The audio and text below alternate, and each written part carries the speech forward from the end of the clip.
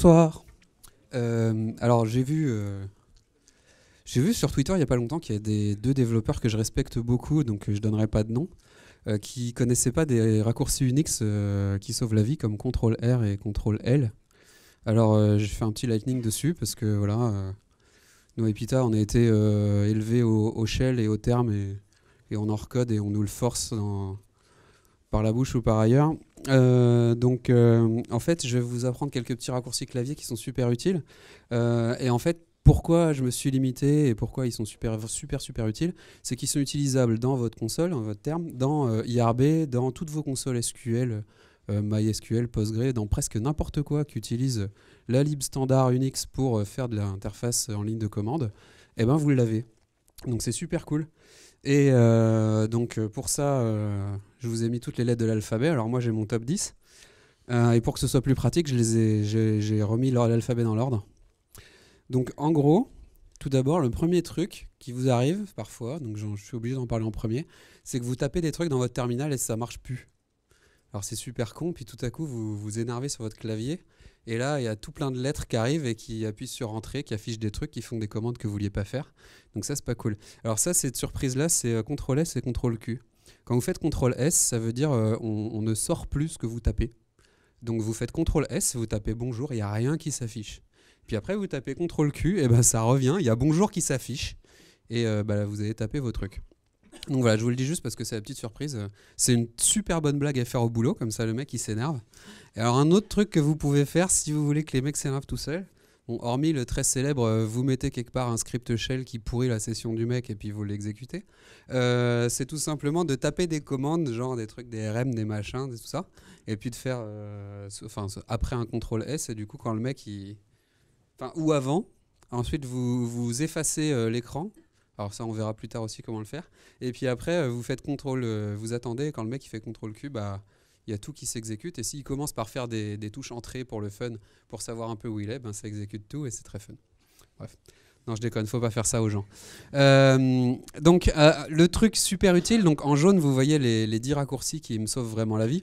Le truc super utile, c'est évidemment, vous avez un process qui tourne, ça vous énerve, ça marche pas, ça n'arrive pas à se connecter, c'est trop long. Vous faites CTRL-C, ça tue le process et puis c'est fini. Donc vous faites ça dans vos IRB, etc. Vous avez parti une grosse commande, bah, ça tue IRB et puis bah, voilà, c'est fini. Donc ça, évidemment, ça le tue en plein milieu d'un bout de code, donc ça a peut-être des effets un peu néfastes sur votre base ou votre truc comme ça, mais au moins vous avez tué le process. Un autre truc un peu plus sympa, c'est vous avez un process qui tourne et puis bah tiens, vous avez une autre idée, vous voulez faire quelque chose. Donc souvent, quand vous êtes en SSH et que vous êtes coincé avec un seul écran, un seul machin, et que vous n'utilisez pas les screens et compagnie, ou les TMUX, screen, TMUX, j'utilise très peu, mais quand vous en avez besoin, c'est vraiment super cool. Il y en a qui vivent que dedans, et c'est très bien aussi. Bref, donc vous êtes en train de faire un truc, genre éditer un truc dans votre Emacs, parce que VI, tout ça, c'est nul.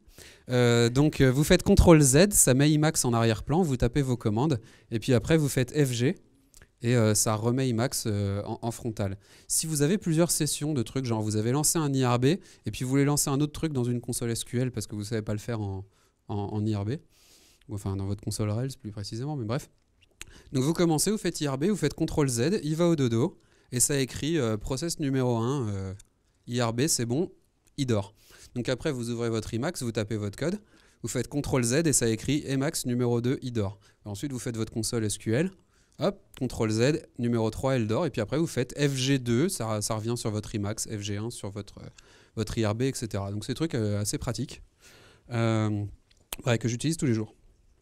Un autre truc, évidemment, vous avez tapé une commande pratique, je sais pas, un déploiement, un script, peu importe.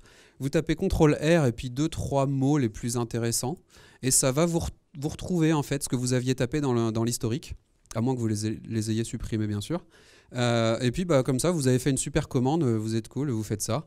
Ou typiquement quand vous partagez l'admin d'un serveur avec un copain ou un collègue, vous faites CTRL-R et puis vous pouvez un peu regarder les dernières commandes qu'il a tapées. Typiquement s'il dit bon bah j'ai dû partir, j'avais trop faim, je suis parti manger, je te laisse reprendre les mêmes commandes que moi, bon bah c'est parti, on peut le faire, c'est très sympa. Donc là je vous ai fait rechercher une super ligne de commande très compliquée dans votre historique, sinon vous l'auriez tapé à la main. Donc évidemment, vous avez commencé à faire un peu n'importe quoi, vous êtes perdu, vous voulez pas que ça s'exécute, vous voulez pas le lancer, vous avez peur. Vous faites CTRL-G. Donc CTRL-G, bah, c'est comme dans Emacs. Vous êtes en train de préparer une commande très longue, on arrête. On prépare des trucs compliqués, non, on arrête, je veux pas le lancer, je veux rien faire. CTRL-G, c'est très pratique. Et ensuite, bah, y a CTRL-P et CTRL-N qui sont bah, les lignes d'historique précédentes et suivantes. Donc voilà, donc moi ce que je fais le plus souvent, en fait, je connaissais même pas CTRL-P et CTRL-N jusqu'à ce que Thibaut me le dise hier. Donc je prenais les lignes qui m'intéressaient, je faisais CTRL-R et puis bah, je retapais CTRL-R plusieurs fois et puis ça revenait. Alors je sais pas, vous avez fait, vous analysez vos logs avec un gros grep bien sale, bah, vous faites grep, CTRL-R grep et puis bah ah ouais, c'est pas cette recherche là, CTRL-R, non c'est celle d'avant, non c'est celle d'avant. Vous tombez sur votre commande, c'est super pratique. Donc ensuite, un truc pour se déplacer, alors ça, là où je les adore, c'est qu'en fait, ceux-là, ils marchent aussi sur tous les champs texte tout court. Donc alors récemment, on m'a mis un Windows dans les mains, donc j'étais un peu malheureux parce que ça le fait pas. Mais genre, vous êtes dans votre Firefox, vous êtes dans n'importe quel champ texte sous Unix, Mac, etc. Vous faites CTRL-A, vous arrivez au début de ligne, vous faites CTRL-E, vous arrivez en fin de ligne. Ça marche partout, c'est super pratique. Et puis, si vous voulez bouger au niveau des caractères et que vous ne voulez pas utiliser les flèches gauche et droite parce que vous êtes des gros rebelles, vous avez CTRL-B et CTRL-F. Bon, je ne les ai pas mis en jaune parce que du coup, c'est pareil, je ne les utilise pas très souvent. Dans les inputs aussi, un truc qui est pratique, donc vous êtes dans votre IRB ou dans votre console SQL, Postgre, machin, ou alors dans une console, vous ne savez pas trop quoi, on vous a mis un truc un peu bizarre dans les mains. Et là, vous ne savez plus comment quitter. Alors, il y a des fois, c'est quit, des fois, c'est exit, des fois, c'est je ne savez pas trop quoi. Bah, j'ai une astuce pour vous. CTRL-D, ça veut juste dire fin d'entrée du texte. Donc, quand vous êtes dans IRB, bah, vous faites CTRL-D, puis c'est fini. Alors, en général, il faut le faire 2 fois parce que du coup, c'est CTRL-D, vous terminez votre ligne, et ensuite CTRL-D, la ligne est terminée, la l'input totale est vraiment terminée. Donc, CTRL-D, c'est vraiment super pratique. Et CTRL-L, bah, vous avez écrit plein de bêtises sur votre écran, vous ne savez plus trop où vous en êtes, etc. Vous voulez juste nettoyer, avoir un écran tout noir et puis votre petit curseur tout en haut. CTRL-L. Voilà, alors moi, je fais ça en général quand je fais, je sais pas moi, des greps dans des logs ou dans des fichiers. Vous avez commencé à faire un grep qui ressort trop de résultats parce que vous avez mis un -A, -B ou -C trop gros. Ou vous voulez comparer avec un autre fichier. Vous faites CTRL-L et vous dites, bah tiens, il y avait 25 lignes, de l'autre côté, il y a 25 lignes. Vous faites CTRL-L pour revenir tout en haut et vous êtes super tranquille. Je l'ai mis ici aussi parce que c'est fun, CTRL-T, ça inverse des caractères. Vous avez écrit TETS au lieu de test. Vous faites CTRL-T, ça inverse les 2 dernières lettres. Ouais, c'est pratique. Bon, c'est aussi un raccourci approuvé par l'église des Macs, donc c'est super cool. Et si vous faites META-T, alors META c'est Alt ou échappe, ça inverse les 2 derniers mots. Donc si vous faites Sylvain bonjour et que vous voulez dire bonjour Sylvain, bah, vous faites échappe T et ça marche. Super pratique. Voilà. Alors vous avez bien entendu écrit et récupéré plein de trucs avec toutes vos contrôles R, P, N et tout le bazar. Donc évidemment vous voulez enlever la partie en trop. Donc le truc super pratique évidemment c'est CTRL-K. Tout ce qui est après CTRL-K ça tue. Donc là encore vous êtes dans votre Firefox, vous avez tapé une URL, vous voulez enlever tous les paramètres, passer un certain truc. Bah, vous faites CTRL-K et ça vire tout ce qui est à droite du curseur jusqu'à la fin de la ligne, donc ça c'est pratique quoi. Et je l'ai découvert en pratiquant, en faisant le talk. CTRL-U c'est juste l'inverse. C'est CTRL-K mais avant. Donc du coup si vous êtes content de la fin de la ligne et pas content du début, là où il y a votre curseur, vous faites CTRL-U et ça supprime ce qui est avant. Donc ça pour le coup ça marche pas partout. Mais non, pareil, c'est standard dans les consoles Unix, donc c'est super pratique.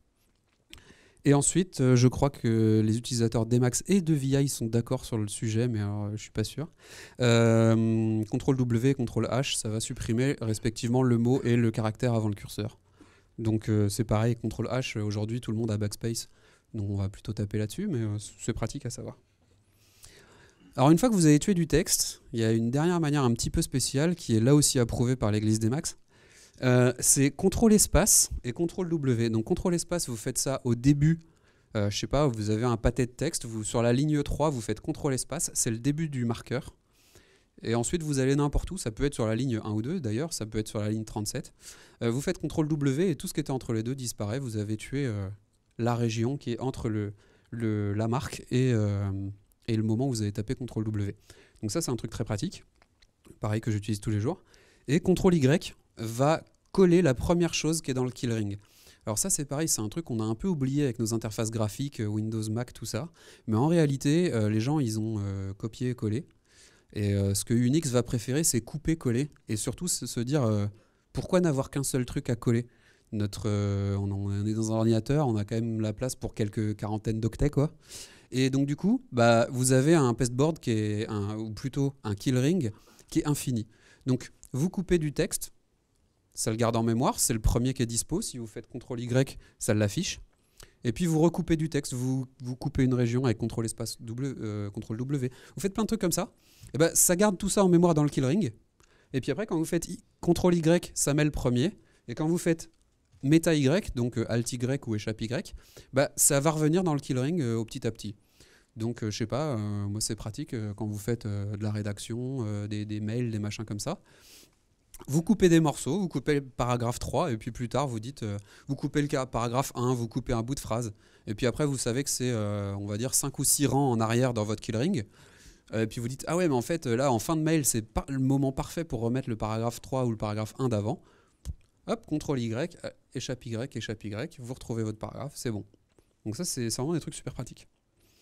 À part ça, le copy-paste de manière standard, pareil, avant que Unix et Mac et Windows se séparent, CTRL Insert et Shift Insert. Alors je sais qu'aujourd'hui sur plein de petits genre laptops comme les Mac, on n'a même pas la touche Insert, mais c'est les vrais raccourcis standards de copy-paste. Donc quand vous êtes sur genre n'importe quel système, ça marche toujours. Réessayez, trouvez un vieux Windows 95 chez vos parents, faites CTRL Insert, Shift Insert, ça marche. Voilà, donc ça c'est les raccourcis ultra super standards de l'époque de Xerox PARC. Donc forcément c'est un truc de fou. Caractères spéciaux, bon, c'est juste que j'avais envie de finir l'alphabet. CTRL I, ça fait un tab. CTRL J et CTRL M, ça fait des new lines. Je vous avoue que je ne connais pas la différence entre les deux. Et CTRL V, ça veut dire verbatim. Donc vous tapez CTRL V, enfin en fait vous voulez taper le caractère CTRL C, ouais. Mais vous ne voulez pas tuer votre process. Et ben vous faites CTRL V, CTRL C, et ça dit attention, ce qui est juste après le CTRL V, en fait on va vraiment le prendre tel quel, c'est pas un truc à interpréter. Et donc bah, du coup vous faites ça, et puis bah, vous aurez un accent circonflexe C qui va apparaître dans votre ligne de commande. Sauf que c'est pas un vrai accent circonflexe et un C, c'est vraiment le caractère CTRL C. Donc voilà. C'est le genre de truc dont on n'a jamais besoin, mais bon, c'est comme ça. Du coup, si un jour vous faites un peu n'importe quoi et que vous voyez un CTRL C apparaître dans votre console, bah, c'est probablement que vous avez tapé un CTRL V sans faire gaffe et puis un CTRL C ensuite. L'utilisation du CTRL I et J, c'est pareil, moi, je les ai pas mis en jaune parce que je les oublie une fois sur deux et que je les utilise très très peu. Mais si vous êtes typiquement dans votre Emacs et vous faites un meta remplace, enfin un meta-x replay string, vous voulez remplacer plein de trucs et vous dites, je sais pas, j'ai un CSV, je veux transformer tous les points-virgules en tab. Donc vous dites à Emacs, je me mets en mode remplacer, je veux remplacer tous les points-virgules, vous appuyez sur Entrée et là vous remplacez par quoi? Et là vous êtes con parce que si vous appuyez sur Tab, bah forcément ça va essayer d'autocompléter, ça va faire autre chose, ça va faire un truc que vous voulez pas. Donc là vous faites CTRL I, ça rajoute un tab et vous pouvez faire votre recherche et remplacer, soit de n'importe quoi vers un tab, soit d'un tab vers n'importe quoi. Ou alors en supposant que vous ayez, je sais pas moi, un vieux copier-coller dégueulasse qui arrive et vous savez qu'à chaque fois que vous voyez genre 2015, ce serait bien de revenir à la ligne et que c'est pas fait dans votre copier-coller. Bah vous dites recherche 2015 et remplace-moi par 2015 CTRL J et donc là ça fera le new line et c'est super pratique. Voilà. Je l'ai pas trop souvent à faire, j'avoue que comme j'ai la flemme et comme je les oublie, quand j'avais ça à faire en général je faisais un script Ruby de 2 lignes qui me mettait des entrées, mais bon là c'est ultra standard et c'est super cool. Ouais. Tu peux aussi utiliser le verbatim pour le tab, rappelle Thibaut, et enfin plein de trucs pratiques quoi. Si vous avez bien compté, il vous manque 2 lettres dans l'alphabet. Alors il me manquait CTRL X, je l'ai tapé dans mon terminal et ça n'a rien fait, donc j'étais un peu triste.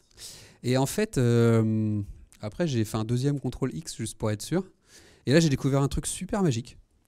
C'est qu'en réalité, imaginez ma ligne de commande, elle fait 60 caractères. J'étais en train de taper un truc à la colonne 20, puis je me suis déplacé, j'ai tapé un autre truc à la colonne 40. Et là, je fais CTRL X et je suis téléporté de 20 à 40. Et donc du coup, si j'ai envie de taper des trucs avant, genre grep machin ou find truc, en début de ligne de commande, et puis d'autres trucs en fin de ligne de commande, et qu'en fait, ah putain, j'ai oublié, je voulais taper un truc avant, après, et ben CTRL X, ça marche pour ça. Un peu le truc de fou. Ça fait partie des trucs que j'ai appris en faisant le talk et que j'utiliserai peut-être une fois ou deux. Sauf CTRL-U que désormais j'ai peut-être utilisé tous les jours parce que c'est super cool. Mais voilà, donc c'est pratique. Si vous connaissiez pas ce genre de fonctionnement, genre je fais un truc et puis en fait je pars sur un autre bidule et puis en fait je veux revenir au premier truc. Regardez un peu ce que fait CD- quand vous êtes dans votre ligne de commande. CD-, ça revient là où vous étiez avant, donc c'est super cool. Imaginez vous êtes dans /var /tmp /machin parce que vous cherchez un vieux truc tout bizarre et puis vous avez envie de revenir dans le dossier de votre projet ou alors vous changez d'un autre dossier de projet qui a une arborescence super chiante.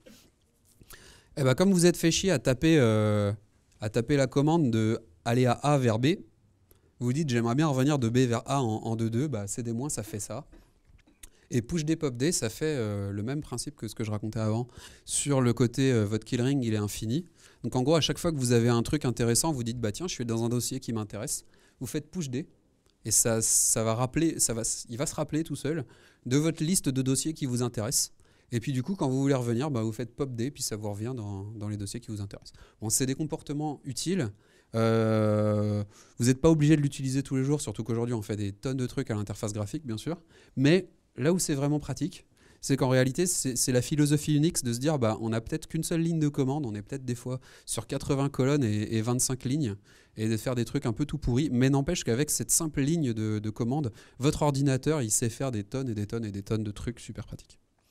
Et que c'est pas parce que vous avez un seul moyen d'entrer des infos dans le terminal ou dans votre ligne de commande qu'en fait, vous ne pouvez pas faire 25 trucs en parallèle. Et donc, il me restait la dernière lettre de l'alphabet, O, CTRL-O, et j'ai eu trop du mal à trouver ce qu'elle fait. Et en fait, elle va en paire avec CTRL-N. À l'époque où les mecs ils faisaient des trucs en télétype, c'est-à-dire que non seulement vous entriez des trucs avec une ligne de commande, mais en plus ça sortait imprimé sur des bouts de papier. Mais une ligne de papier, hein, pas une feuille, pas une vraie imprimante, un truc, même une imprimante avec des aiguilles. Non, non, vraiment une feuille de papier longue comme ça. Et ben en fait, vous pouviez dire qu'il y a des caractères sur fond noir, en noir sur fond blanc et d'autres en blanc sur fond noir. Et c'est ça que ça fait. Voilà.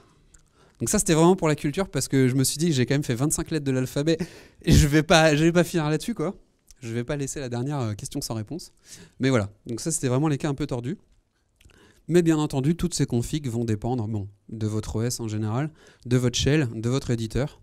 Parce que si vous êtes de l'église des Max, gloire à Saint Ignucias, ou de l'église de VI, mort à vous, damnation éternelle, tout ça, en gros, vous pouvez quand même choisir dans votre ligne de commande vos raccourcis préférés. Vous pouvez dire à votre ligne de commande, utilise plutôt des raccourcis Emacs ou utilise plutôt des raccourcis VI. Cherchez comment on configure $editor, c'est assez pratique. Donc voilà, au final, sur l'alphabet, les trucs vraiment, vraiment utiles, évitez de vous faire avoir par du CTRL-S, CTRL-Q, mais les trucs vraiment utiles, c'est de gérer vos process, soit en les tuant, soit en les envoyant en arrière-plan, et de les ressusciter quand vous avez envie, de chercher un petit peu dans les commandes que vous aviez faites auparavant, de vous déplacer en début, fin de ligne,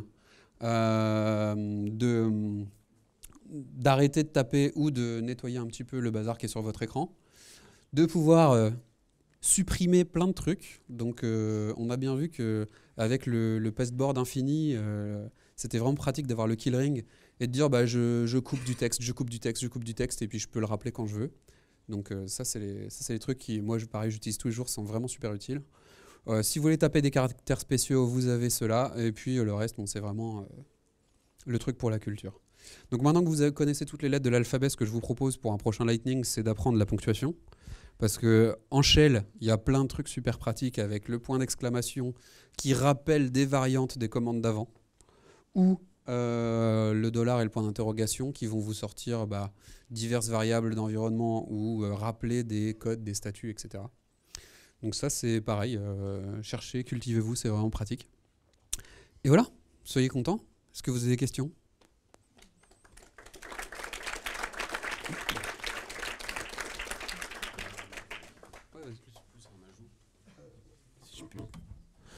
Ouais.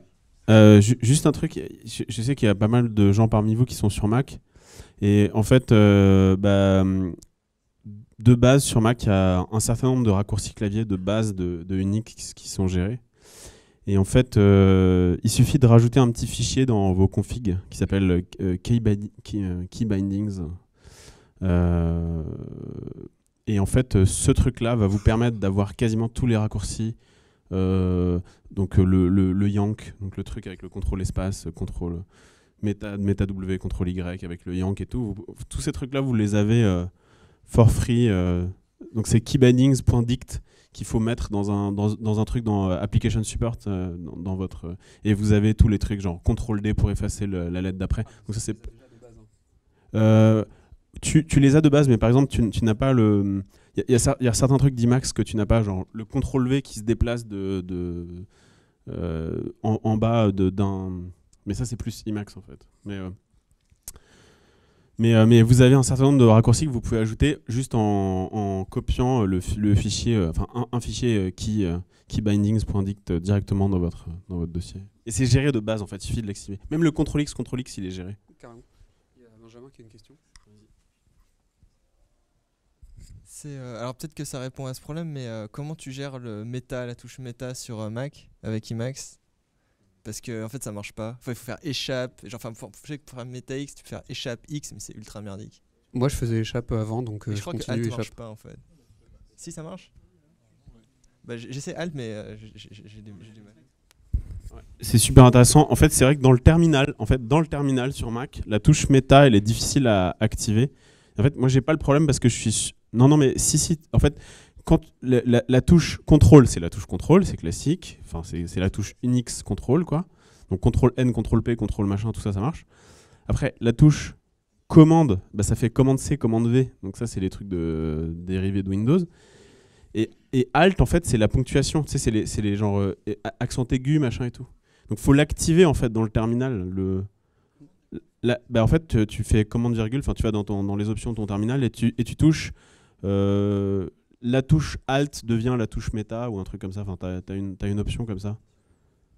Si vous êtes des gros fous, il y a toute une terminologie de dingue autour du clavier, de savoir quand est-ce que vous avez des sticky keys, c'est-à-dire que vous pouvez taper d'abord, puis dans un deuxième temps le reste, et on considérera que ça a été en même temps. Ouais. Genre, justement, quand vous faites échappe, puis Y, on considère que vous venez de taper Alt Y, mais alors que vous ne les avez pas tapés dessus en même temps.